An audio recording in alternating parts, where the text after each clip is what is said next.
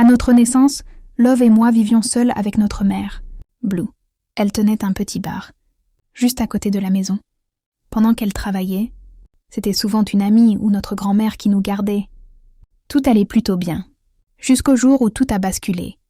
Des individus sont venus mettre le feu au bar. Par chance, personne n'a été blessé, mais Blue a tout perdu. Et la vie à trois allait soudain devenir bien plus difficile. Malgré tout, Blue ne s'est pas laissée abattre. Elle a retrouvé une maison, quelques petits boulots par-ci, par-là, pour subvenir à nos besoins. Mais souvent, Love et moi devions rester chez notre grand-mère, et c'est là que les choses ont commencé à devenir vraiment dures. Nous avions environ 5 et 7 ans. Notre grand-mère était une femme qui ne voyait que par l'argent. Blue lui donnait nos allocations, pensant que c'était pour nous. Mais l'argent servait à s'acheter des fourrures, très chères. Rapidement, les préférences sont apparues. Quand je faisais une bêtise, j'avais droit à des insultes, des humiliations, parfois même des petites tapes. Mais pour Love, ce n'était jamais grave, et souvent, elle prenait mes bêtises à sa place, juste pour éviter que je sois punie. Puis la situation a empiré. Notre grand-mère ne nous nourrissait plus. Du pain sec, de l'eau du robinet, et au lit, un seul coussin pour 2. Pas de couverture. Chaque soir, je me demandais pourquoi maman ne venait pas nous chercher.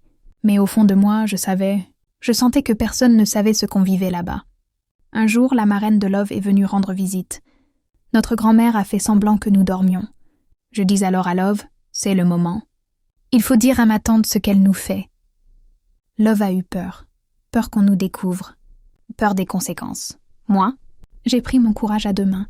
J'ai descendu 4 marches, lentement, et j'ai croisé le regard de ma tante. Je lui ai fait signe de se taire, les yeux écarquillés. Et dans un souffle, j'ai murmuré « Appelle maman. Appelle maman !» Mais elle n'a pas compris. Elle a dit au revoir, comme si de rien n'était. Je suis remontée, le cœur en miettes, les larmes aux yeux. C'est foutu, Love.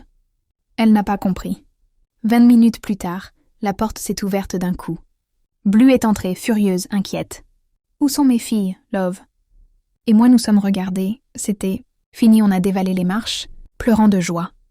Blue s'est disputée violemment avec sa mère, jurant qu'on ne remettrait plus jamais les pieds ici. Love a réussi à monter dans la voiture, mais ma grand-mère m'a attrapée. Me coinçant contre le mur, « Ce sont mes filles !» criait-elle. Blue a fini par me tirer à elle, me mettre dans la voiture, tremblante. Je voyais ma grand-mère pleurer, hurler à la fenêtre. « Elle vole mes enfants !» J'étais perdue entre la peur et la culpabilité. Blue s'est tournée vers moi et m'a dit « Et ce jour-là, le premier calvaire s'est achevé. Love, Blue et moi étions réunis.